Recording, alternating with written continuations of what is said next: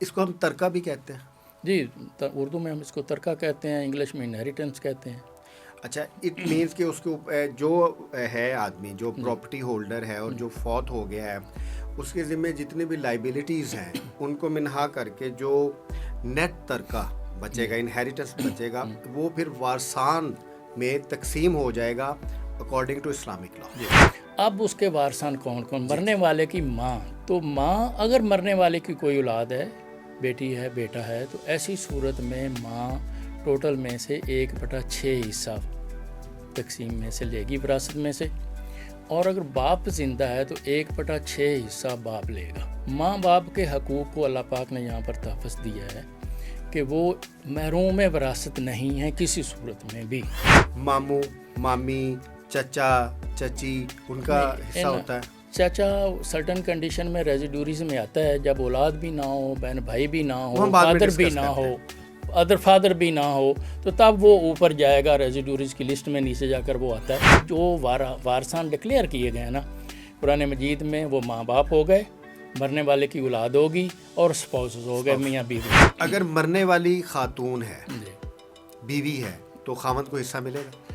جی، وراثت میں منقولہ غیر منقولہ جائیداد کا کوئی ڈیفرنس نہیں ہے سنی لا میں، جی شیعہ لا میں ہے، ٹھیک ہے۔ اسلام کا بڑا خوبصورت لا ہے کہ خاتون کو بھی حق جائیداد ہے، خاتون جو ہے وہ پراپرٹی اون کر سکتی ہے، اور جب وہ پراپرٹی اون کرتی ہے تو یہ نکاح کی خوبصورتی ہے کہ اس کا وارث جو ہے اس کا خاوند ہے، اور جو خاوند ہے اس کی وارث جو ہے اس کی بیوی یا بیویاں ہیں۔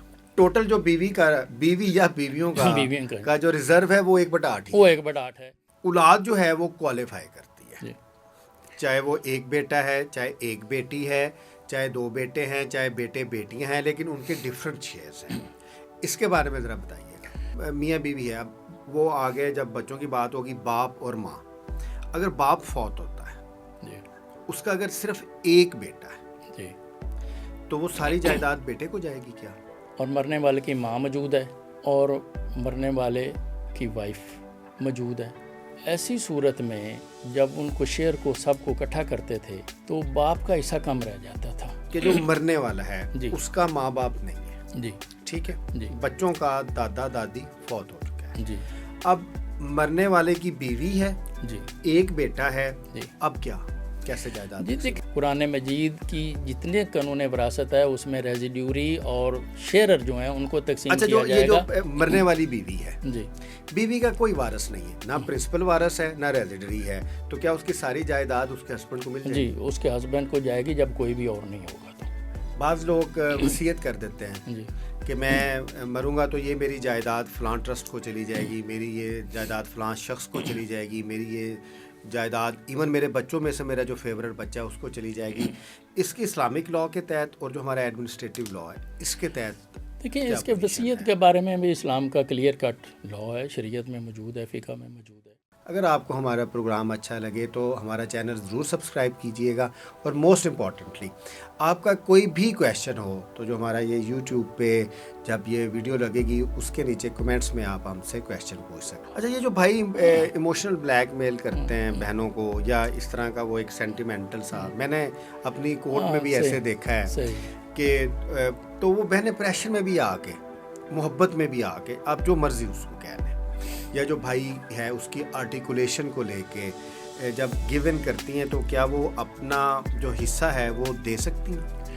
اب بہن نے کر دیا یا نہ کیا، اب بہن جو ہے وہ ماں بھی ہے، ماں ہے وہ بچوں کی، اب اس کے بچے ہو گئے ہیں 15-20 سال کے، اب جو اس کے بچے ہیں ان کو اپنے ماموں کے ساتھ کوئی رغبت نہیں، کوئی رغبت ہو بھی سے، اب یہ سب سے بڑے کیسز ادھر بڑھ رہے ہیں، وہ کہتے ہیں کہ ہمیں اپنے نانا نانی کی پراپرٹی چاہیے، ٹھیک ہے۔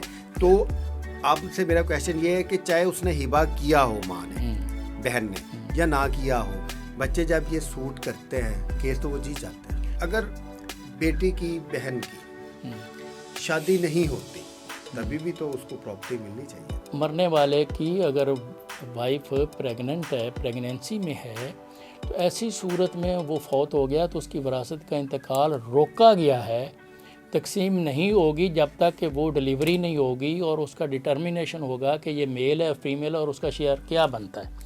تو اسلام نے تو اس کا بھی تفظ کیا ہے جو ابھی دنیا میں نہیں آیا مگر پیٹ میں ہے.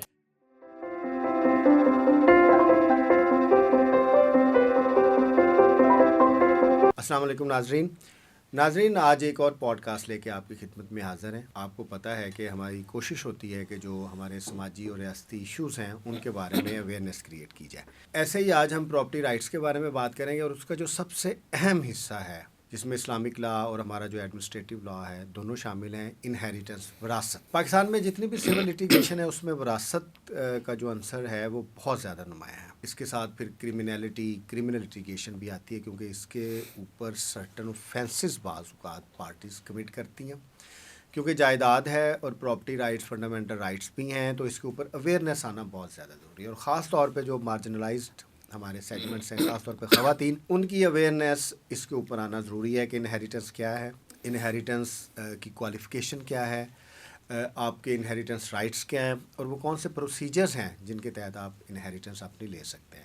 آج ہمارے ساتھ ہمارے بہت ہی قابل دوست، میں سمجھتا ہوں کہ اگر آپ پراپرٹی رائٹس کی بات کریں، انہیریٹنس کی بات کریں تو سر سے زیادہ جو لائق آدمی یا وہ شخص جس کی گرپ ہے اس سے زیادہ نہیں ہے، اس لیے ہم ان کو بلایا ہے. ہمارے ساتھ ہیں نوناری صاحب. کیا حال ہے سر آپ کا؟ اللہ کا شکر. ٹھیک ٹھاک. Thank you very much. Sir تھوڑا سا پہلے اپنے بارے میں بتائیے گا. آپ کیونکہ سول سروس میں بھی رہے ہیں، پھر اب آپ وکالت کر رہے ہیں، تو تھوڑا سا اپنے بارے میں ذرا بتائیے گا. جی، میں نے پبلک سروس کمیشن کے تھرو 84 میں تحصیلدار کا ایگزام دیا تھا اور ہماری سلیکشن ایز تحصیلدار A class public service commission سے ہوئی اور 1 جنوری 85 کو میں نے ٹریننگ جوائن کیا ایز تحصیلدار. 2 سال کی ٹریننگ کمپلیٹ ہونے کے بعد پھر میں نے جوائن کیا ایز کنسولیڈیشن آفیسر، افسر اشتمال. تحصیلدار کی ایک پوسٹ ہوتی ہے اس پر، اور پھر تحصیلدار مختلف تحصیلوں میں. 94 میں بطور میجسٹریٹ لاہور تعینات ہوا پروموشن کے بعد. پھر کچھ دیر میں فیصل آباد میں کالونی اسسٹنٹ کے طور پر جو سرکاری زمینیں ہوتی ہیں، اسٹیٹ لینڈ ہوتی ہے، ان کے الاٹمنٹ اور تمام پالیسیز کی جو برانچ تھی وہاں پر اس کا ہیڈ تھا. اچھا سر، پھر آپ نے جاب چھوڑی یا ریزائن کیا یا؟ میں نے جاب چھوڑ دی تھی. میں نے as a district traffic magistrate resign کیا تھا، لیکن کوئی فیملی پریشر کی وجہ سے میں اس کو تھوڑا سا کنٹینیو کیا اور 2002 میں نے سروس چھوڑی. تو آپ اپنے اس فیصلے سے مطمئن ہیں؟ جی میں بالکل مطمئن، اللہ کا شکر ہے، بالکل مطمئن ہوں.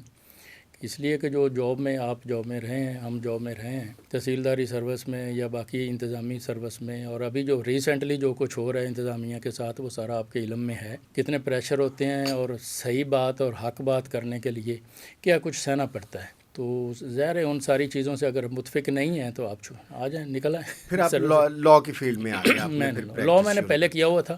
میں نے LLB کیا تھا اور میرا رزلٹ جب میری سلیکشن ہو گئی تھی تو تب LLB فائنل ہوا تھا، اس لیے میرا لائسنس پہلے نہیں تھا.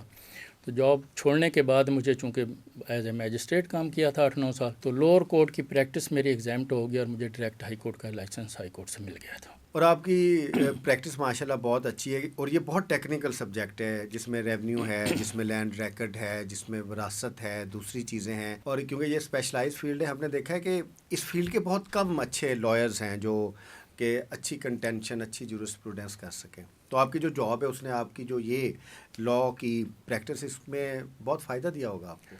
جی درست بات ہے کہ اگر میں یہ جاب نہ کرتا یا سروس میں نہ ہوتا تو اتنی میری گرپ نہ ہوتی. لیکن پھر بھی فیلڈ میں جب بتا آتا ہے اور پریکٹس کرتا ہے تو ایک کنٹینیوس پروسیس ہے اسٹڈی کا. جب بھی کوئی کیس آتا ہے تو اس کے لیے اسٹڈی کرنی ہوتی ہے. جب کوئی کیس آیا تو اس کے لیے نئی ججمنٹ، اتھارٹیز تلاش کرنا اور اس کو ریکارڈ میں دیکھنا، متعلقہ سیکشن اور لا اور پرویژن کو پڑھنا. تو وہ چیز آہستہ آہستہ پھر اگر آپ کے پاس کام ہو اور آتا رہے اور آپ محنت کریں تو پھر آہستہ آہستہ بندے کی وہ ایبلٹی ڈیولپ ہوتی جاتی ہے اور وہ اللہ کا شکر ہے کہ کافی حد تک میں. اچھا سر، آپ کو بہت پریکٹیکل ایکسپیرینس ہے. جب آپ تحصیلدار کا، اسسٹنٹ کلیکٹر کا یہ سارا کام کیا تو وراثت کے ایشو کو آپ نے بڑا قریب سے دیکھا، تو وہ ابھی اپنے ایکسپیرینس کی بنیاد پہ بتائیے گا کہ کون سے وراثت کے ایشوز جو ہیں جنرلی پیش آتے ہیں. دیکھیں، وراثت تو جو بھی آدمی فوت ہوتا ہے اس کی جو بھی جائیداد ہوتی ہے اس کے آخری سانس کے بعد اس کے جو وارثان ہیں، لیگل ایئرز ہیں، وہ اس کے حقدار ہو جاتے ہیں. اب रेवेन्यू रिकॉर्ड मेंटेन होता है और उसमें हमारे जो रिकॉर्ड ऑफ राइट्स है उसमें उस मालिक का नाम लिखा होता है और उसके नाम को रिप्लेस करना होता है उन लोगों के नाम से जो उस प्रॉपर्टी के हकदार होते हैं और उसके बाद जो मालकान बनते हैं। तो इसके लिए मुख्तलिफ जो कैटेगरी हैं वारसान कौन कौन होंगे, तो ये कानून वरासत उसको डील करता है। और बेसिकली इस्लाम से पहले ज़ाहिर है जब से मुआशरे वजूद में आए हैं तब से वरासत के कवानीन हैं, हर मुआशरे के डिफरेंट कवानीन हैं और हर मज़हब के डिफरेंट कवानीन हैं। तो इस्लाम ने भी अपना एक निज़ाम वरासत दिया जिसको अल्लाह पाक ने ख़ुद कुरान मजीद में नाज़िल फरमाया, नबी पाक सल्लल्लाहु अलैहि वसल्लम ने उसकी तशरीह फरमाई और उसके बाद ये डेवलप हुआ सहाबा कराम के दौर से लेकर फुक़हा ने इसको काम किया और इसको डेवलप करते हुए ये सारा कोडिफाइड सूरत में इस वक्त मौजूद है।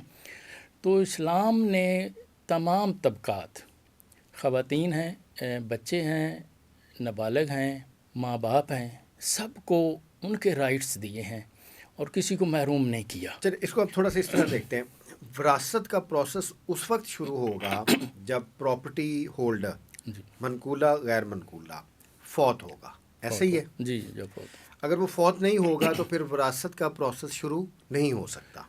विरासत है ही चीज़, इसका नाम है कि जब वो फौत हो जाएगा तो आखिरी सांस के बाद जो उसने छोड़ा है वो उसके वारसान उसके मालिक हो जाएंगे। ठीक है, इसको हम तरका भी कहते हैं जी, उर्दू में हम इसको तरका कहते हैं, इंग्लिश में इनहेरिटेंस कहते हैं।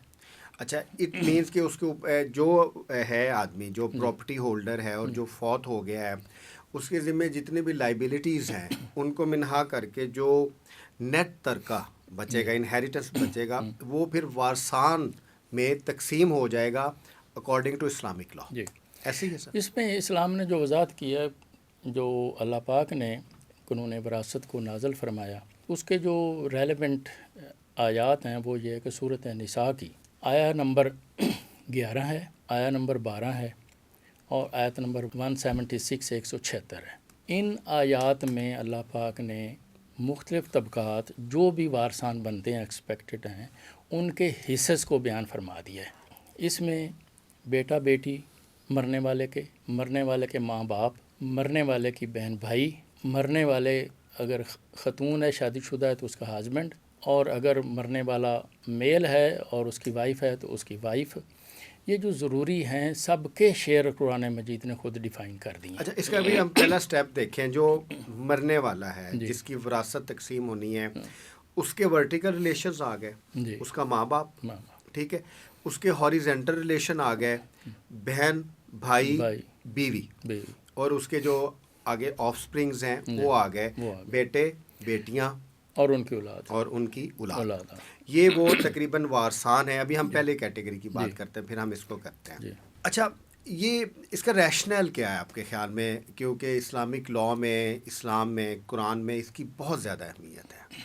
देखिए, रैशनल यही है कि एक बंदा मालिक है, वो फौत हो गया तो उसको प्रॉपर्टी जो है वो ट्रांसफ़र होनी है, तो अल्लाह पाक ने ये डिसाइड किया है, ये फ़ैसला किया है कि इस प्रॉपर्टी को किस किस के दरमियान तकसीम किया जाएगा, कौन कितने हिस्से का इसमें से मालिक होगा। तो ये सारी अल्लाह पाक ने ख़ुद ये फ़ैसले करके उसको डिफ़ाइन कर दिया है। तो इसी के मुताबिक ये सारी तकसीम हो रही है। आगे इंटरप्रिटेशन जो है ना वो नबी पाक सल्लल्लाहु अलैहि वसल्लम और बाकी सहाबा कराम के दौर में वो हुई है। ज़ाहिर है रिस्क बहुत इंपॉर्टेंट है, इनहेरिटेंस इसलिए भी होती है कि वो एक लेगेसी आए, इकॉनमी स्ट्रॉन्ग हो, वो जो अपने राइट्स हैं उसको आगे लेके चलें, क्योंकि इकॉनमी के बगैर सोसाइटीज़ आगे नहीं बढ़ सकती। इसमें पर्सनल इकानमी होगी, स्टेट इकानमी का तो इस रिलेशन नहीं है। पर्सनल इकानमी सारी मिलेंगी तो ज़ाहिर जो है वारसान है ज़ाहिर है उनका जो इकानमी उनकी। चलें, अब हम एक ऐसी सिचुएशन है, ये एक ऐसी क्वेश्चन करते हैं कि जो फौत शुदा आदमी है जिसने विरासत देनी है, अब उसके माँ बाप ज़िंदा हैं। अगर उसके माँ बाप ज़िंदा हैं तो वो उसके पेरेंट्स क्वालिफाई करते हैं कि उनको विरासत मिलेगी। जी, इसमें कुरान मजीद ने खुद डिफ़ाइन कर दिया है बाप का हिस्सा और माँ का हिस्सा। ये जो मैंने आपको सामने पहले 2 आयात कोट की हैं तो इन्हीं में उनकी वजाहत सारी आई हुई है। जो सबसे पहले हम वालदा को ले लेते हैं, तो जो वालदा है मरने वाले की वालदा होगी। अब जब भी हम विरासत की बात करने हैं तो डिसीज्ड जो मरा हुआ है उसका रिलेशन जो है फौत शुदा है जिसकी प्रॉपर्टी थी, अब उसके वारसान कौन कौन, मरने वाले की माँ। तो माँ अगर मरने वाले की कोई औलाद है, बेटी है बेटा है, तो ऐसी सूरत में माँ ٹوٹل میں سے 1/6 حصہ تقسیم میں سے لے گی، وراثت میں سے، اور اگر باپ زندہ ہے تو 1/6 حصہ باپ لے گا۔ ماں باپ کے حقوق کو اللہ پاک نے یہاں پر تحفظ دیا ہے کہ وہ محروم وراثت نہیں ہیں کسی صورت میں بھی۔ اگر مرنے والے کی اولاد ہے تو پھر 1/6 حصہ 1/6 حصہ ماں باپ دونوں لیں گے، اور اگر مرنے والے کی اولاد نہیں ہے تو پھر یہ حصص انکریز کر جاتے ہیں۔ وہ صورتیں ہیں جن میں ان کا حصہ انکریز ہوگا، تو اس میں جو والدہ ہے اگر مرنے والے کی اولاد نہیں ہے تو والدہ 1/3 حصہ پھر لے گی، پھر 1/6 حصہ نہیں ہوگا اس کا، اور یہ قرآن نے ڈیفائن کیا ہے۔ فادر جو والد ہے اگر مرنے والے کی اولاد نہیں ہے تو اس کا مخصوص پریسکرائبڈ فکسڈ شیئر نہیں ہے۔ پھر ایسی صورت میں جب اولاد نہیں ہے تو فادر اس کی جو کیٹیگری ہے وہ ریزیڈوریز میں آ جاتی ہے۔ یعنی ہم جب وراثت کی بات کرتے ہیں تو اس میں 2 کیٹیگریز ہوتی ہیں، ایک شیئرر ہے اور ایک اسبہ ہیں جس کو ریزیڈوری کہتے ہیں، یعنی جو باقی بچ رہا ہے وہ اس کو جائے گا۔ تو ماں کا حصہ تو فکس ہے دونوں صورتوں میں، 1/6 اولاد کے ہونے کی صورت میں، 1/3 جب اولاد نہیں ہے اس صورت میں، اور باپ اولاد کی صورت میں 1/6 حصہ ہے، اور اگر اولاد نہیں ہے تو فادر ایز اے ریزیڈیوری لے گا، جو آفٹر سیٹسفیکشن آف شیئرر ان کے حصص دینے کے بعد جو کچھ باقی بچتا ہے وہ ریزیڈیوریز کو جاتا ہے، تو اس میں باپ ریزیڈیوری میں آئے گا، پھر وہ لے گا وہ سارا۔ اوکے، اب ہم نے ماں باپ کا حصہ تو ڈسیز جو ہے جس نے وراثت دینی ہے وہ ڈسکس کر لیا کہ اولاد ہوگی تو اتنا ہوگا، اولاد نہیں ہوگی تو اتنا ہوگا، اولاد نہیں ہوگی تو پھر 1/3 ہوگا، اولاد ہوگی تو 1/6 ہوگا، لیکن باپ کا اولاد ہونے کی صورت، اولاد نہ ہونے کی صورت میں اور اولاد ہونے کی صورت میں دوسرا ہے جو آپ نے ایکسپلین کیا۔ اچھا، ماں کا میں اور تھوڑا سا اس کو ایڈ کر دوں۔ ماں کے حصے میں جب ہم نے یہ ڈسکس کیا کہ اولاد نہ ہو تو ایسی صورت میں اس کا 1/3 ہوگا، لیکن اس میں قرآن مجید نے ایک اور کنڈیشن ایڈ کر دی ہے کہ اگر مرنے والے کے بہن بھائی ہوں، ایک سے زائد، یعنی بہن بھائی 2 یا 2 سے زائد کا ذکر ہے، وہ موجود ہوں تو ماں تب بھی 1/6 حصہ لے گی، پھر وہ 1/3 حصہ اس کا ریڈیوس ہو جائے گا۔ اور اس میں آگے تھوڑی سی انٹرسٹنگ چیز یہ ہے جس کو میں ایکسپلین کر دوں، کنفیوژن اس میں ہو جائے گی کہ مرنے والے کا باپ بھی ہے اور مرنے والے کی اولاد، یعنی کہ مرنے والے کے بہن بھائی بھی ہیں، اس کے موجود ہیں، بہن بھائی موجود ہیں۔ اب ایسی صورت میں بہن بھائی ہیں مگر اولاد نہیں ہے تو ماں باپ کے حصص چینج ہو جائیں گے یہاں پر، کیونکہ وہ بہن بھائیوں میں بھی آئیں گے۔ نہیں، بہن بھائی ضروری نہیں کہ وہ ان کو حصہ جائے، اس کو میں ایکسپلین کرتا ہوں۔ میں نے اس لیے سوال کیا تھا کہ اگر بہن بھائی موجود ہیں اور مرنے والے کا باپ بھی موجود ہے تو یہ پرنسپل ہے کہ بہن بھائی ایکسکلوڈڈ بائی فادر، باپ کی موجودگی میں بہن بھائی حصہ نہیں لیتے وراثت میں سے، وہ ایکسکلوڈ ہو جاتے ہیں، ٹھیک ہے۔ مگر ماں جو ہے جو 1/3 حصہ لے رہی تھی اولاد نہ ہونے کی صورت میں، اگر بہن بھائی موجود ہیں وہ خود تو حصہ نہیں لے رہے، ایکسکلوڈڈ بائی فادر ہیں، مگر وہ ماں کو 1/3 لینے سے روک دیں گے اور پھر ماں 1/6 لے گی۔ یعنی بہن بھائی آلسو اپنے آپ کو تو وہ محروم ہیں، لیکن ان کی موجودگی اپنی محرومی کے باوجود وہ ماں کو بھی کرٹیل کر رہے ہیں، وہ 1/3 کی بجائے 1/6 پر لا رہے ہیں۔ تو ایسی صورت میں کہ بہن بھائی ہیں، اولاد نہیں ہے، اور ماں موجود ہے، باپ موجود ہے، تو ماں 1/6 لے گی بہن بھائیوں کی وجہ سے، بہن بھائی خود محروم ہو جائیں گے فادر کی وجہ سے، اور باپ ایز اے ریزیڈیوری پھر 5/6 حصہ ٹوٹل باقی کا فادر کو چلا جائے گا۔ ادھر ہم ابھی ورٹیکل ریلیشن کو اور لے کے آتے ہیں۔ سسر ساس کا حصہ ہوتا ہے وراثت؟ نہیں، سسر اور ساس کا وراثت میں حصہ نہیں ہے۔ ماموں، مامی، چچا، چچی، ان کا حصہ ہوتا ہے؟ چچا سرٹن کنڈیشن میں ریزیڈیوریز میں آتا ہے، جب اولاد بھی نہ ہو، بہن بھائی بھی نہ ہو، فادر بھی نہ ہو، ادر فادر بھی نہ ہو، تو تب وہ اوپر جائے گا ریزیڈیوریز کی لسٹ میں، نیچے جا کر وہ آتا ہے۔ لیکن ایز سچ جو مین پرائمریلی جو وارثان ڈکلیئر کیے گئے ہیں نا قرآن مجید میں، وہ ماں باپ ہو گئے، मरने वाले की औलाद होगी और स्पाउसेस हो गए, मियाँ बीवी हो गए। रेजिडरी हम बाद में बात करते हैं। इट मीन्स के जो प्रिंसिपल जो हैं वारसान वर्टिकल वो माँ और बाप ही हैं, बाप। उसमें ससुर सास चचा मामू नहीं है, लेकिन ये चचा वो डिस्टिंक्ट इंटरेड में आते हैं, ये शेयरर में और रेजिड्यूरीज में नहीं आते। अब हम आगे जी चलते हैं। स्पाउस, जी अगर मरने वाली खातून है, जी बीवी है, तो खामद को हिस्सा मिलेगा? जी, इस्लाम में कुरान मजीद में आयत नंबर 176 जो है सूरह निसा, उस सूरह में अल्लाह पाक ने मियाँ बीवी के हिस्से को बयान फरमाया है। अगर मरने वाली औरत उसकी औलाद है तो कुरान ने फरमाया कि खामद, उसका जो हस्बैंड, वो 1/4 हिस्सा लेगा। अच्छा, एक मिनट इधर, इसमें अगर वो वर्किंग लेडी है, उसको खुद इनहेरिटेंस मिली है, वो लैंड होल्डर है, ये डिपेंड नहीं करता, क्योंकि इसमें मनकूला गैर मनकूला दोनों जायदाद शामिल हैं। देखें, विरासत में एक चीज़ ज़हन में रखें कि विरासत में मनकूला गैर मनकूला जायदाद का कोई डिफरेंस नहीं है सुन्नी लॉ में, जी जी, शिया लॉ में है। ठीक है, इस वक्त हम जो बात कर रहे हैं प्राइमरीली जो ज़्यादा हमारी डिस्कशन चल रही है वो हनफी लॉ पर हो रही है। ठीक है, शिया लॉ पर अगर कोई आप क्वेश्चन करेंगे वो हम वो आखिर बाद में ले लेंगे। जी, सुन्नी लॉ के मुताबिक ये है कि मनकूला और गैर मनकूला जायदाद में कोई फ़र्क नहीं है, और सेल्फ एक्वायर्ड लैंड परचेज्ड की हुई है उसमें भी कोई फ़र्क नहीं, इनहेरिटेड है या सेल्फ परचेज्ड है उसका भी कोई डिफरेंस नहीं है।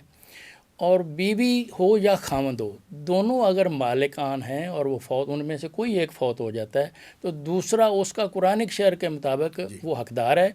खामद औलाद होने की सूरत में 1/4 हिस्सा लेगा, और मरने वाले की औलाद नहीं है तो 1/2 हिस्सा लेगा। बीवी अगर खामद की औलाद है, उस बीवी से है या किसी और बीवी से है, मरने वाले की औलाद है, ठीक है, ठीक है, तो ऐसी सूरत में बीवी जो है वो 1/8 हिस्सा लेगी। बीवी या बीवियाँ, ये भी मद्देनज़र रखें कि बीवी एक से ज़ायद हो सकती है, 4 तक जो है वो बीवियाँ जो उसके निकाह में होंगी वो सारी 1/8 लेंगी, वो सारी टोटली 1/8 लेंगी, उनमें तकसीम हो जाएगी 1/8 हिस्सा।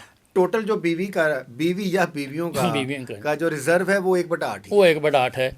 और अगर मरने वाले की औलाद नहीं है तो फिर बीवी या बीवियों का 1/4 है, ठीक, फिर 1/4 हिस्सा हो जाएगा।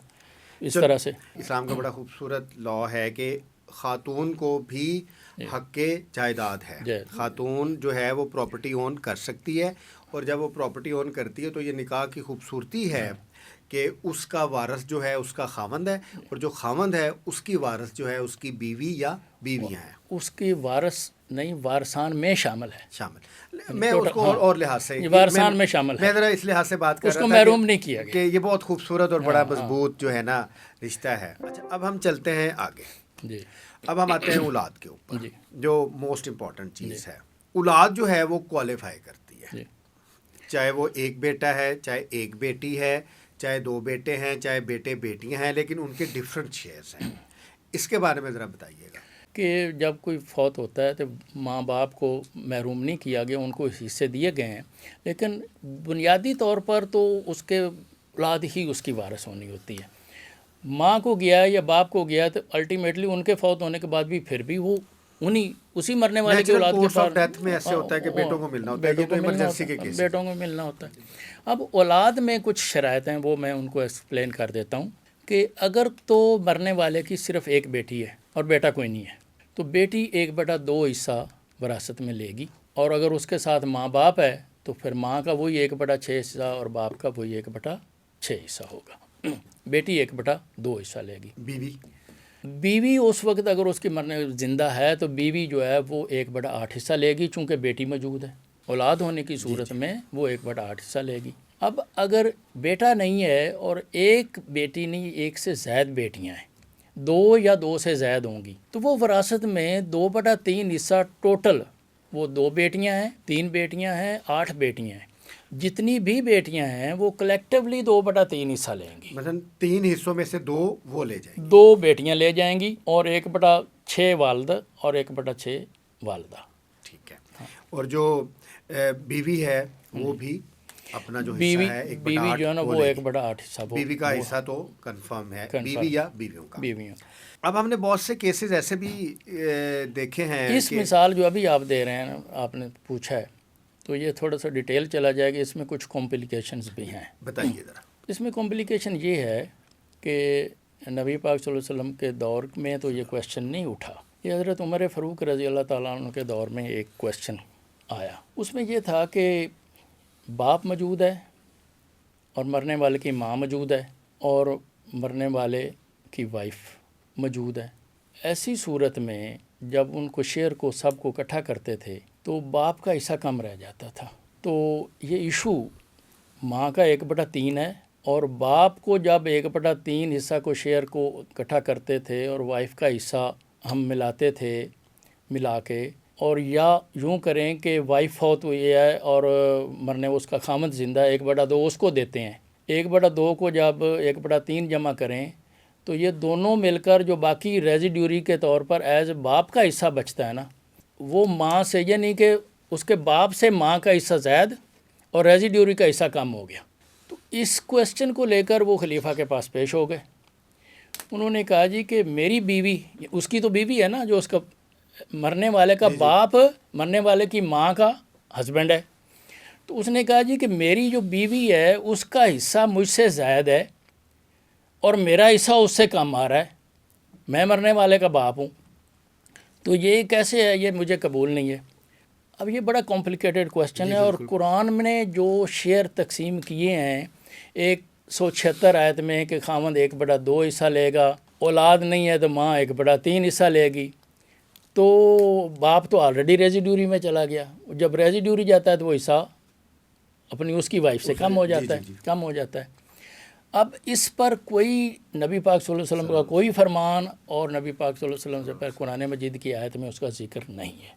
اب نبی پاک صلی اللہ علیہ وسلم کی ایک حدیث مبارکہ تھی کہ میری امت میں سب سے زیادہ وراثت کو جاننے والا زید ہے، تو حضرت زید جو تھے وہ وراثت میں ایکسپرٹ، اور اس کا سرٹیفکیٹ ان کو نبی پاک صلی اللہ علیہ وسلم نے دیا تھا۔ تو حضرت عمر فاروق رضی اللہ تعالیٰ جو حضور اکرم صلی اللہ علیہ وسلم کے ابو والے بیٹے تھے، جی ان کا، تو انہوں نے یہ باقاعدہ خطبے میں اعلان فرمایا کہ جس نے وراثت کے بارے میں پوچھنا ہو وہ زید کے پاس جائے، یہ جرنل انہوں نے فرمایا تھا۔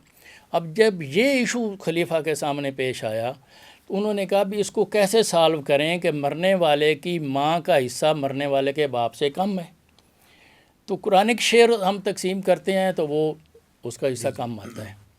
اب یہاں پر اجتہاد اور اس کا جو قیاس ہے اور ان کی جو اپنی انٹرپریٹیشن تھی وہ سامنے آئی، اس پر انہوں نے اس کا حل یہ نکالا کہ ہم ایسا کریں کہ وائف کا یا ہسبینڈ کا حصہ، میاں بیوی کی صورت میں دونوں میں سے جو بھی وارث بن رہا ہے اس کا ٹوٹل میں سے حصہ نکال دیں، اور اس کے بعد جو مرنے والی کی ماں ہے باقی میں سے 1/3 دیں۔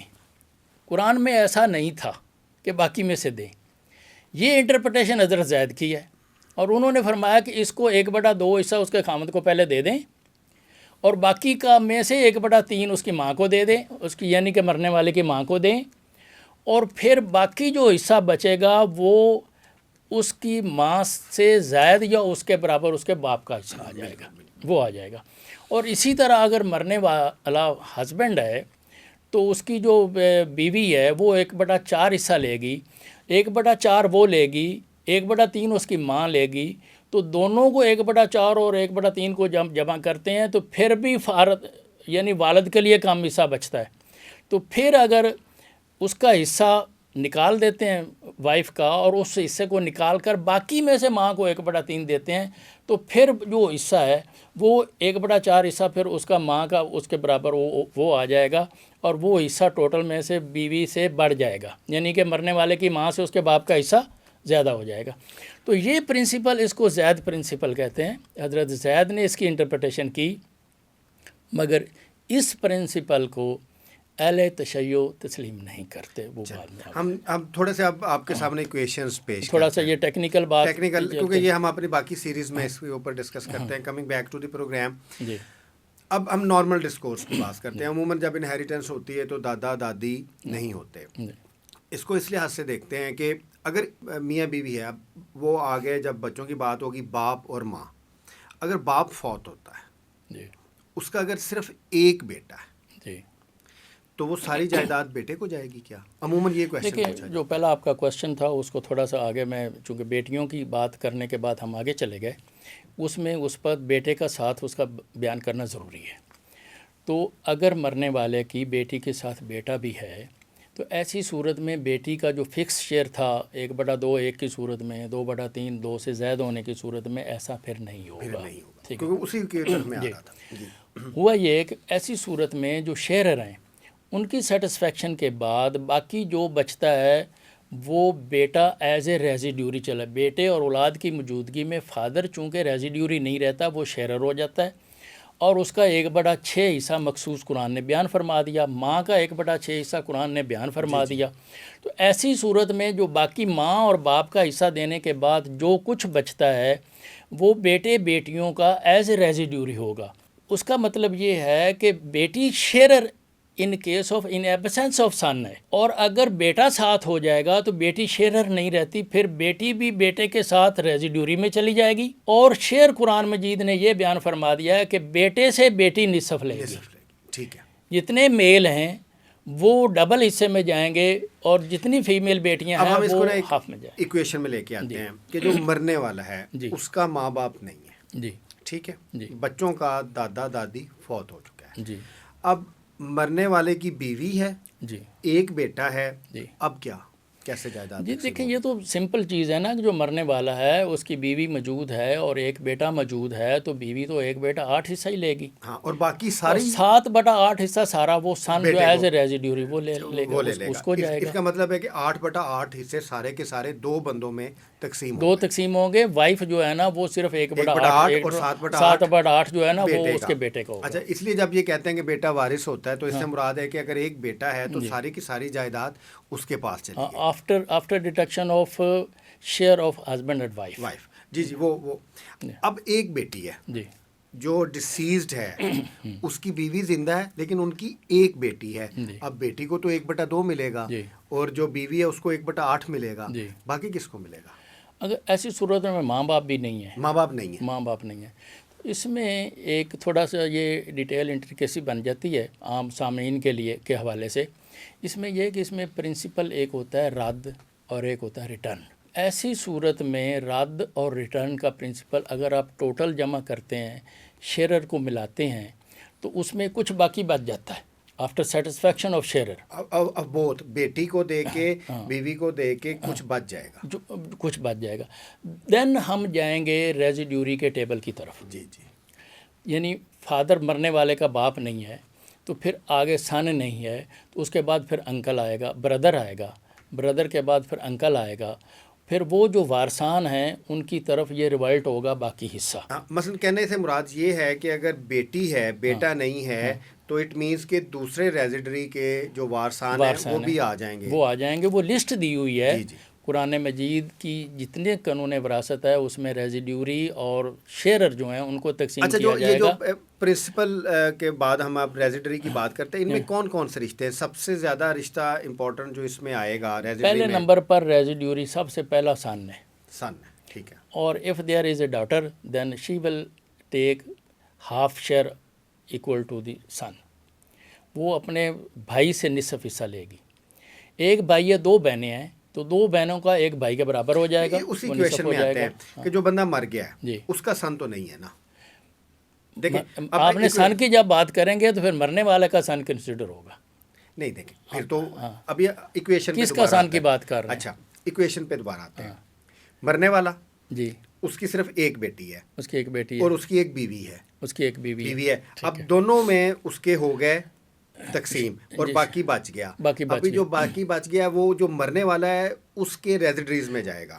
اس کے انسیسٹرل میں جائے گا. اچھا اب وہ بتائیں مرنے والے کا وہ بیٹا تو نہیں ہوگا, وہ مرنے والے کا یا بھائی ہوگا باپ یا بھی بہن نہیں ہوگی؟ ہے اس کا, باپ وہ تو نہیں ہے, ہاں باپ بھی نہیں ہے, تو پھر اس کے بھائی اگر موجود ہیں, بہن موجود ہے, وہ وارث بنے گی, بھائی موجود ہیں تو وہ وارث بنے اس میں پھر جو اور چچے کے بیٹے موجود ہیں, کزنز میں چلا جاتا ہے. پھر اوپر جا کر اوپر آپ چلتے جائیں گے اور ان کی جو اولاد ہے ان میں جاتے جائیں گے. جو بیٹی ہے اس کے یا وہ چچیر کو ملے گا یا پھوپھیر کو ملے گا. ان ادر ورڈز ایک اور سچویشن ہو سکتی کہ ریزیڈیوریزم میں اوپر کوئی نہیں ہے. جی جی انڈیا سے پاکستان آئے, مائیگریٹ ہوئے, پچھلا کسی وارث کا پتہ ہی نہیں ہے, خاندان کہاں گیا ہے, کوئی موجود نہیں ہے. تو اگر یہ پراپوزیشن آ جاتی تو اس پر پھر ڈفرینٹ پرنسپل آ جائے گا. ایسی صورت میں جب شیئرر کو سیٹسفائی کر دیا جاتا ہے اور پھر کچھ بچ جاتا ہے اور ریزیڈیوری ہے کوئی نہیں, دین اس کو پرپورشنیٹلی انکریز کیا جاتا ہے ان کے شیئر کو. تو ایسی صورت میں یہ جو ایک ایگزیمپشن دی گئی ہے اس پرنسپل کی, وہ ایگزیمپشن یہ ہے کہ انکریز میں میاں بیوی شامل نہیں ہوتے. اگر انکریز ہے اور ان کی میاں کو جو ملنا تھا وہ مل گیا, یعنی اس کو شیئر جتنا اگر اولاد ہے تو اس کو ملنا تھا 1/4, اس کو 1/4 مل گیا. اب مرنے والے کی اولاد ہے, بیٹی ہے, بیٹی کو 1/2 مل گیا. تو ایسی صورت میں باقی 1/4 بچ گیا. تو ایسی سچویشن آ جاتی ہے کہ ہم ریزیڈیوری دیکھیں گے اور ریزیڈیوری اویلیبل نہیں ہے. ٹھیک ہے, then daughter will take 1/2 as sharer and 1/4 as return, رد کے طور پر. اس کا شیئر بقیہ جو بچتا ہے اس کو انکریز کر دیا جائے گا. چلیں اب ہم نا اس کی لاسٹ ایکویشن لیتے ہیں. میاں بیوی آ گئے, اب میاں کا نہ باپ ہے نہ ماں ہے, بیوی کی نہ ماں ہے نہ باپ ہے, پھر ان کی اولاد بھی نہیں ہے. اب وہ دو ہی آپ ایک چیز ذہن میں رکھیں, مرکز نیوکلس آپ ڈسیزڈ کو رکھیں. دونوں بنائیں گے. مرنے والا میاں بھی ہوگا, ہسبینڈ بھی ہوگا, بیوی بھی ہوگی, لیکن ان کے نہ اوپر ماں باپ ہے نہ نیچے اولاد ہے. ٹھیک ہے, دو ان کا ایک ہی رشتہ کوالیفائی کرتا ہے. ٹھیک ہے نا, پرنسپل ایک ہی رشتہ کوالیفائی کرتا ہے, بیوی کا ہسبینڈ کا بیوی. ہسبینڈ مرے گا تو بیوی کو کتنا ملے گا؟ اچھا, اس میں کوئی ایسا قرآنک پرنسپل نہیں بیان ہوا, اور دوسرا اس پر کچھ کورٹ ڈیسیجنس ہیں. بیسک لا یہ ہے کہ جب شیئرر ہوں گے تو ان کو سیٹسفائی کیا جائے گا, اس کے بعد ریزیڈیوریز کو سیٹسفائی کیا جائے گا. ریزیڈیوریز کی لسٹ میں کوئی نہیں ہے تو ڈسٹنکٹ انٹرسٹ کو سیٹسفائی کیا جائے گا. وہ بھی نہیں ہے تو پھر جو پرنسپل آف ایسچیٹ ہے وہ لاگو نہیں ہوگا. جو بھی شیئرر وارث ہے تو وہ ٹوٹلی کا اس کو وراثت اس کو دے دی جائے گی. لیکن ان کیس کہ نو ادر شیئرر اور ریزیڈیوری اویلیبل. یس, دس از دی کویسچن. وہ اس صورت میں ہوگا. اور کبھی کبھی ایسی کوئی سچویشن آ بھی جاتی ہے, لیکن یہ ویری ریئر. میرے ابھی تک میرے اپنے بطور وکالت کے کیریئر میں اور یا میری سروس کے کیریئر میں, ہاں سپوزلی ہم ایسا ایک سچویشن اگر کریٹ ہو جاتی ہے تو ہم اس کو اس کا ہم لاسٹ کویسچن. اب مرنے والی بیوی ہے, جی, بیوی کا کوئی وارث نہیں ہے, نہ پرنسپل وارث ہے نہ ریزیڈری ہے, تو کیا اس کی ساری جائیداد اس کے ہسبینڈ کو مل جائے گی؟ جی, اس کے ہسبینڈ کو جائے گی جب کوئی بھی اور نہیں ہوگا. تو نہ ریزیڈری میں نہ پرنسپل میں, اس کی اولاد میں, نہ ریزیڈیوریز میں, اور اس میں لینے اوپر جو کوئی وارثان ہیں ان میں کوئی بھی نہیں ہے, تو دین اس کا جو ہسبینڈ ہے وہ ٹوٹل کا. آئی تھنک ہم نے تقریباً ساری سچویشنز ڈسکس کر لی ہیں. اب ہم اس کو آگے لے کے چلتے ہیں. اب تھوڑا اس کو ہم ٹیکنیکل سے جنرل لے کے آتے ہیں. عموماً آپ نے بھی کبھی اخباروں میں خبروں میں پڑھا ہوگا کہ ایک جو آدمی ہے پراپرٹی ہولڈر ہے, وہ کہتا ہے کہ میں اپنے وارثان کو آگ کر دیا ہے, کوئی بھی وجہ بتا دیتا ہے. اس کی لیگل پوزیشن کیا ہے؟ کیا وارثان جو ہیں ان کو آگ کیا جا سکتا ہے؟ نہیں, اسلام اس کو تسلیم نہیں کرتا. اسلام میں کوئی بھی وہ پراپرٹی اونر جو ہے وہ فادر کی حیثیت میں ہو یا ماں کی حیثیت میں ہو, عام اخباروں میں یہ اشتہار تو پڑھتے ہیں کہ اعلان لا تعلقی, کہ آج کے بعد میں اس کے قول و فعل کا ذمہ دار نہیں ہوں اور میری یہ جائیداد منقولہ فلاں سے میں اسے آگ کرتا ہوں. ایسے اعلانات اس کے مرنے کے بعد لاگو نہیں ہوں گے. ایگزیکٹلی. اور وہ وارث ہوں گے اسی طرح جس طرح اس نے کوئی ایکشن ایسا نہیں کیا تھا. چلیں, اب وراثت اس وقت ہوگی جب جو پراپرٹی ہولڈر ہے وہ مرے گا. اب وہ مرا نہیں ہے, مرنے سے پہلے اسٹیج ہے. اب وہ مالک ہے, ہی از دی اونر. ٹھیک ہے. اب ایسے ہونا اس کے اگر ایک بچہ ہے, 2 بچہ ہے, 3 بچے ہیں, 4 بچے ہیں, ابھی ہم اس کی اولاد کی بات کرتے ہیں, تو وہ سب ایک بچہ فرض کرو ABCD, یہ 4 نام ہے اس کے 4 بچوں کے, اس کو C بہت پسند ہے, تو وہ ساری جائیداد دے سکتا ہے اس کو؟ دیکھیں اکیڈمک ڈسکشن کے لیے ہم اگر اس کو بات کریں تو جو آنر ہوتا ہے اس پر کوئی پابندی نہیں ہے. Even to be very frank, میں نے ایسے کیسز بھی دیکھے ہیں کہ اس نے ٹبی سے لڑکی لائی ہے اور اس کے ساتھ معاشقہ چلایا اور زمین اس کے نام لگا دی. لگنے پر تو کوئی پابندی نہیں ہے کہ وہ کس کو دیتا ہے. وہ جوے میں ہار جائے, وہ کسی کو دے دے, اس پر ایسی پابندی آنر کی حیثیت وہ سیل کر دے یا کسی کو دے دے. لیکن آگے جا کر اب یہ ہوا ہے کہ جب یہ کیسز کورٹ میں چیلنج ہوئے اور اس کا پرپز اگر اس نے ٹرانسفر کیا کسی ایک پسندیدہ بیٹے کے نام اور اس کا پرپز کسی اور وارث کو محروم کرنا ہے, پیچھے انٹینشن کسی کو وراثت سے محرومی ہے, وہ خاص طور پر ہمارے معاشرے میں بیٹیوں کو وہ اس میں سے محروم کرنے کے لیے بیٹوں کا نام لگا, وہ ساری کچھ دے دے گا, ایک دیتا ہے یا 3 کو, 2 کو, 4 کو, بیٹوں کو دے کے بیٹیوں کو محروم کر دیتا ہے یا کسی ایک بیٹے کو دے دیتا ہے. اگر اس کی انٹینشن دوسرے وارثان کو محروم کرنا ہے تو کورٹس کا اب جو ویو ہے اس وقت وہ اس کے خلاف ہے. اور even registered gift in favour of son اس کو سپریم کورٹ نے سیٹ اسائڈ کر دیے ہیں, کینسل کر دیا ہے, اور فیمیلز جو ڈاٹر محروم کی گئی تھیں ان کو حصص دے گئی ہیں. اس میں بندیال صاحب کی ججمنٹ موجود ہے, اس میں قاضی فیض صاحب کی ججمنٹس موجود ہیں, اور اب یہ کنسسٹنٹ ویو بن گیا ہے سپریم کورٹ اور کورٹس کا کہ محرومی کسی صورت ایکسیپٹیبل نہیں ہے. اس کو چیلنج تو اس گراؤنڈ پر کیا جاتا ہے کہ یہ فراڈولنٹلی ٹرانزیکشن ہے جی, اس کے انگوٹھے جعلی لگوا لیے گئے تھے اور بیمار تھے تو اس کا فائدہ اٹھا لیا, اس کے پاس تھے باقی کو محروم کر دیا. چیلنج سول سوٹ میں ڈیکلیریٹری سوٹ کر وہ ان گراؤنڈ پر کرتے ہیں, اور جہاں پر وہ اس کو ثابت ٹرانزیکشن ہو جاتی ہے کہ یہ فراڈولنٹ نہیں ہے, اس کی کانسنٹ سے ہوا ہے اور وہ رجسٹرڈ بھی ہے, تو سپریم کورٹ نے اس کو بھی کینسل کر دیا کہ اس میں محروم کرنے کی ریزن نہیں دی گئی ہے. تو اب اس کا مطلب یہ ہے کہ کورٹس اس نیج پر پہنچ گئی ہیں کہ محرومی وہ ایکسیپٹ نہیں کرتی ہیں, کوئی ان کو نقطہ مل جائے محروم بندے کو اکوموڈیٹ کرنے کا وہ کر دیتے ہیں. ٹھیک ہے, وہ تو ایک ایڈمنسٹریٹو لا ہے نا, کیونکہ جو دوسرا لا ہے اس کے اوپر وہ کلیئر نہیں ہے. اب ہم اس لیے کہ اسلامک انہیریٹنس کو ہم ڈسکس کرتے کرتے ہم پاکستان میں بیٹھے ہیں, ہمارے معاشرے میں ہیں, اور اس وقت کیا چیزیں جا رہی ہیں, کورٹس کیا ڈیسیژن لے رہی ہیں, تو اس کو ڈسکس کرنا ضروری تھا جو میں نے اس کو ایکسپلین کر دیا. بعض لوگ وصیت کر دیتے ہیں کہ میں مروں گا تو یہ میری جائیداد فلاں ٹرسٹ کو چلی جائے گی, میری یہ جائیداد فلاں شخص کو چلی جائے گی, میری یہ جائیداد ایون میرے بچوں میں سے میرا جو فیوریٹ بچہ ہے اس کو چلی جائے گی. اس کی اسلامک لا کے تحت اور جو ہمارا ایڈمنسٹریٹو لا ہے اس کے تحت دیکھیں, اس کے وصیت کے بارے میں بھی اسلام کا کلیئر کٹ لا ہے, شریعت میں موجود ہے, فقہ میں موجود ہے کہ وصیت جو ہے نا 1/3 سے زیادہ نہیں کی جا سکتی. جو آنر ہے وہ اگر وصیت کرتا ہے کہ میرے مرنے کے بعد میری جائیداد میں سے اتنا حصہ کسی کو دے دیا جائے تو وہ 1/3 کرے گا. اگر وہ 1/3 سے زائد کر دیا ہے, اس نے ساری کر دی کہ میرے کے بعد یہ ہوگا, میں آدھی اس کو وصیت کرتا ہوں, تو اس کی امپلیمنٹیشن 1/3 کی حد تک ہوگی. دیکھیں اب آگے اس کا مزید تھوڑا سا آگے, اور اگر وہ وصیت کسی وارث کے حق میں ہے, ایک صورت ہے وصیت کی کہ وہ غیر وارثان کے حق میں ہو, کسی ٹرسٹ میں جیسا آپ نے فرمایا ایسا ہو, وہ ڈیفرنٹ چیز ہے. اور اگر اس نے وصیت کر دی ہے وارثان کے کسی کے حق میں, تو اس کی امپلیمنٹیشن جو ہے نا تب ہوگی جب ادر وارثان جو ہے اس کو ایکسیپٹ کر لیں, آبجیکشن نہ کریں, ایگری کر لیں کہ ہمیں جی انہوں نے کی تھی, ہم اپنے باپ کے الفاظ کا پاس رکھتے ہیں اور اس کی آنر کرتے ہیں, اور ٹھیک ہے ہمیں اس پر کوئی اعتراض نہیں ہے, تو وہ ہوگا. ادروائز اس کی امپلیمنٹیشن نہیں ہوگی, ایون 1/3 تک بھی نہیں ہوگی. وصیت کے اوپر آپ نے کہا ہے کہ وصیت 1/3 اس وقت امپلیمنٹ ہوگی اگر وارثان کے علاوہ کسی اور کو دی جائے گی, جس میں ٹرسٹ ہے یا کوئی دوسرا کاز ہے, کوئی ہے.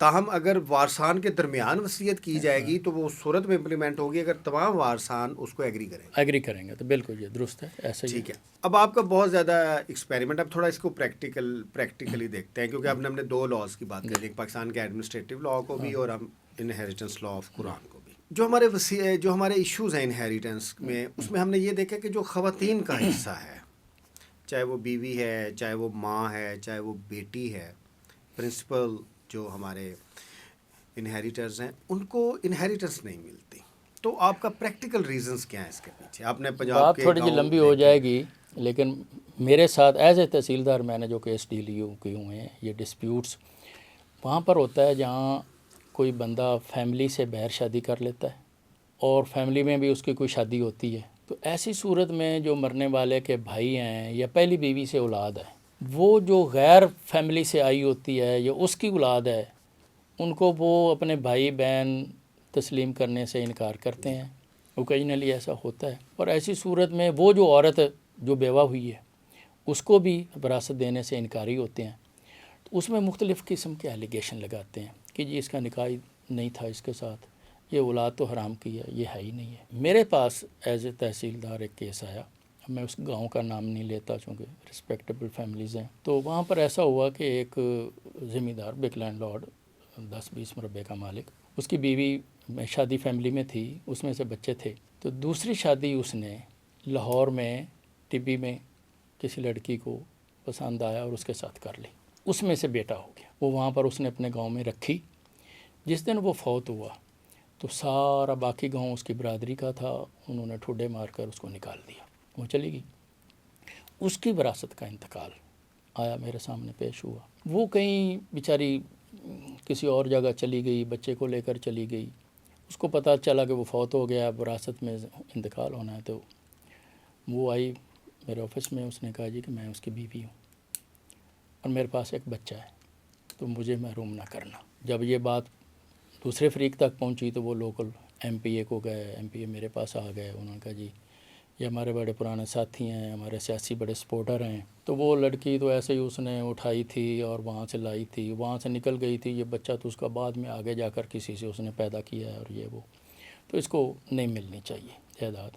میرے ضمیر پر بڑا یہ بوجھ آیا کہ کسی کو محروم کرنا، وراثت سے محروم کرنا، ایک وہ مالکان ہوں اور گاڑیوں پر ہوں اور دوسرا لوگوں کے سے بھیک مانگتا پھرے محروم ہو کر، اور اللہ کا بنیادی حکم بھی وارث کو محروم نہ کرنا ہے، تو اس کو کیسے کیا جائے؟ میں نے فیصلہ کیا کہ میں نے صحیح فیصلہ کرنا ہے۔ میں نے ڈی ایس پی کو ایک لیٹر لکھا، میں نے کہا جی مجھے پولیس امداد دی جائے، میں نے وہاں دورہ کرنا ہے، کوئی نقص امن کا خطرہ ہے۔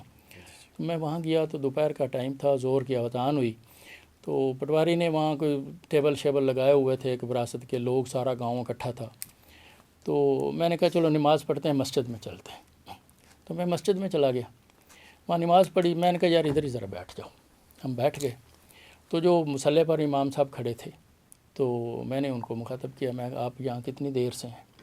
انہوں نے کہا جی میرے والد صاحب ادھر تھے امام، وہ فوت ہو گئے آج سے اتنے سال پہلے، اور اب اس کے بعد میں ہوں۔ میں کہ اس کا مطلب ہے کہ یہ جو خاندان ہے آپ ان کو بڑی اچھی طرح سمجھتے ہیں اور جانتے ہیں؟ جی جانتا ہوں۔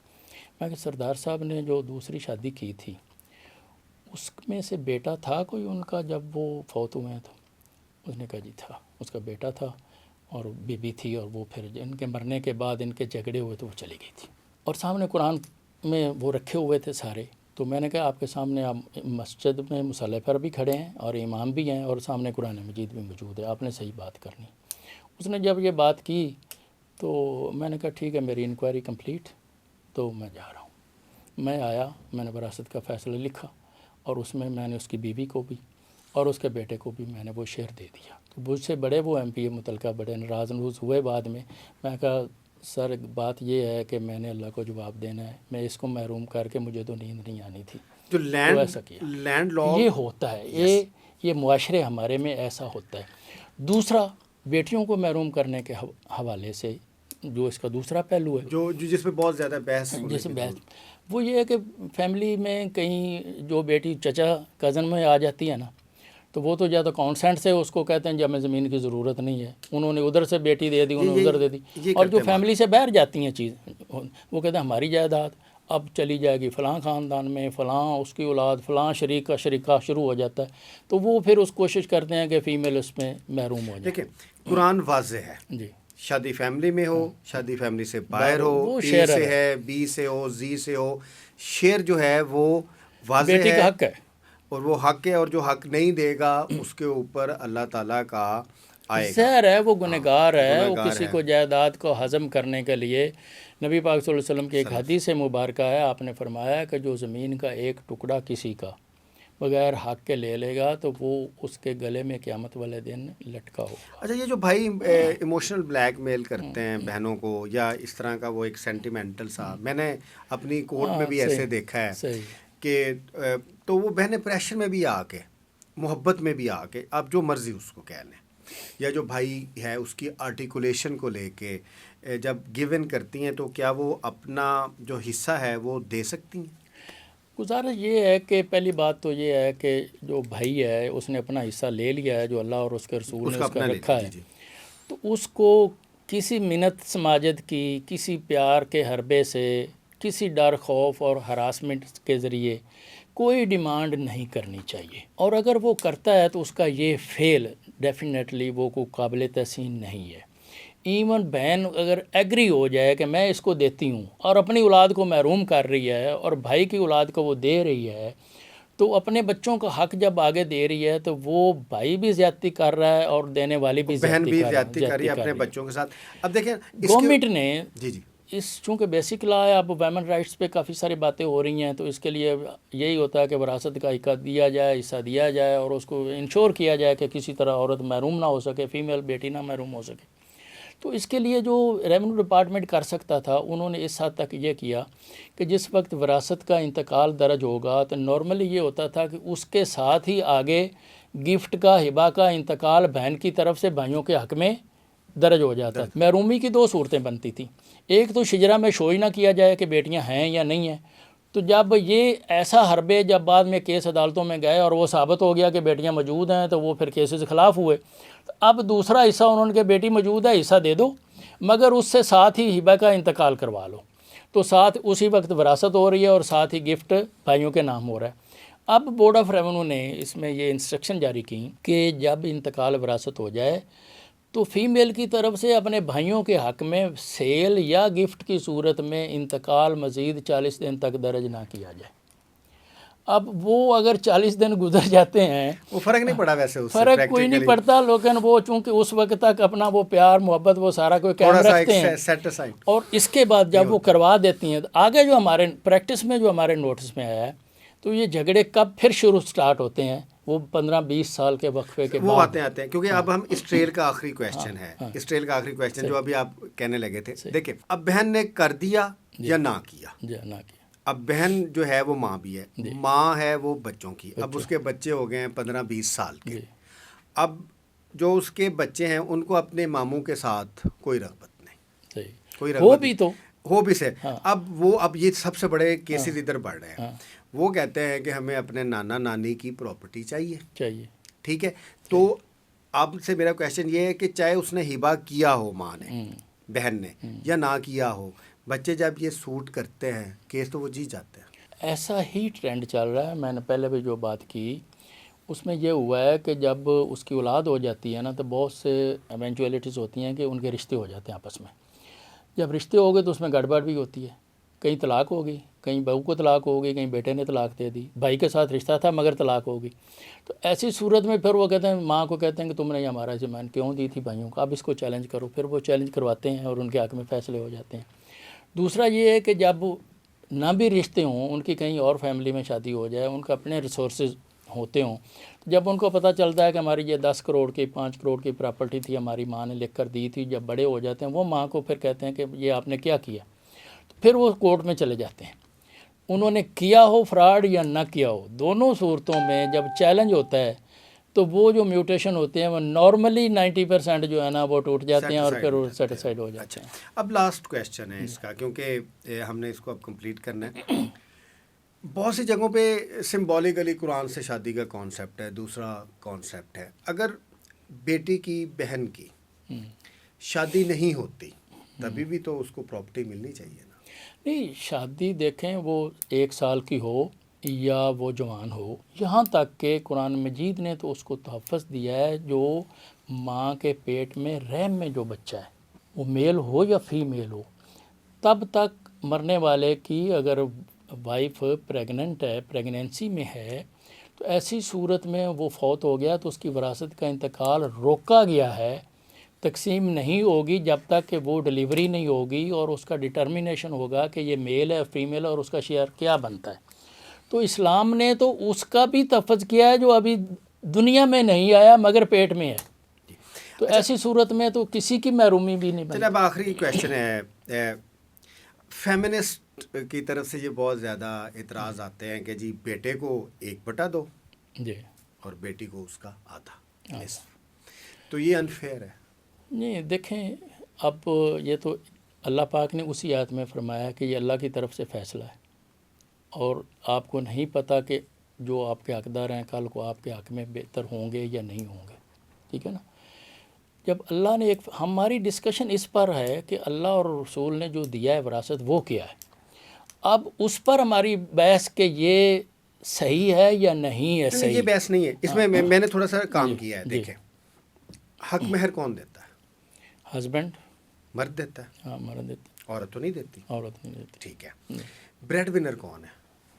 نہیں دیکھیں وہ سارا وہ نہیں، اگر آپ ایک پیٹریارکیکل سسٹم میں اگر آپ پوری اکانومی میں لے کے آئیں تو اکنومیکلی فیڈ تو مرد نے دیکھیں، کرنا ہے۔ اسلام نے اس پر کافی سارے جو علماء نے اس پر جو جوابات دیے ہیں، یہ کویشچن بہت پرانا ہے، اٹھتا ہے کہ یہ فیمیل کے ساتھ جو جینڈر ڈسکریمنیشن ہے کہ یہ غلط ہے، آپ کا بنیادی مقصد یہی ہے۔ جی یہ کویشچن آتا ہے بہت زیادہ۔ اب فیمیل دیکھیں، اگر وہ بیٹی ہے تو وہ باپ سے شیئر لے رہی ہے، اور جب وہ شادی ہو کر دوسری فیملی میں چلی گئی ہے تو وہ وہاں بھی وہ شیئر اپنا ہسبینڈ سے وہ اپنا شیئر لے رہی ہے، اس کی محرومی ادھر کا حصہ جو ادھر ہسبینڈ ہے اس کو وہ حصہ مل رہا ہے، جو فیمیل ہے اس کو بھی ادھر سے حصہ مل رہا ہے، تو اس کی محرومی کہیں بنتی نہیں ہے، وہ اس کا وہ خاص طور پہ کمپنسیٹ ہو رہی جب ہے۔ مرد بریڈ ونر ہے اس وقت تو بالکل نہیں بنتی۔ سر بہت شکریہ آپ کا، thank you very it was much. Pleasure to talk you. آج ہم نے جنرل وے میں انہیریٹنس اور اس کے جو موضوع تھا اس کے اوپر بات کی، اس کے بعد ہمیں ایک انہیریٹنس کے اوپر ایک اسپیسیفک ٹیکنیکل اور ایک ایکڈیمک جو ہم نے ریسرچز کیے ہیں اس کے اوپر آپ کے ساتھ وہ سیریز کے پروگرامز لے کے آئیں گے۔ اگر آپ کو ہمارا پروگرام اچھا لگے تو ہمارا چینل ضرور سبسکرائب کیجئے گا، اور موسٹ امپورٹنٹلی آپ کا کوئی بھی کویشچن ہو تو جو ہمارا یہ یوٹیوب پہ جب یہ ویڈیو لگے گی اس کے نیچے کمنٹس میں آپ ہم سے کویشچن پوچھ سکتے ہیں۔ آپ کا بہت شکریہ، اللہ حافظ۔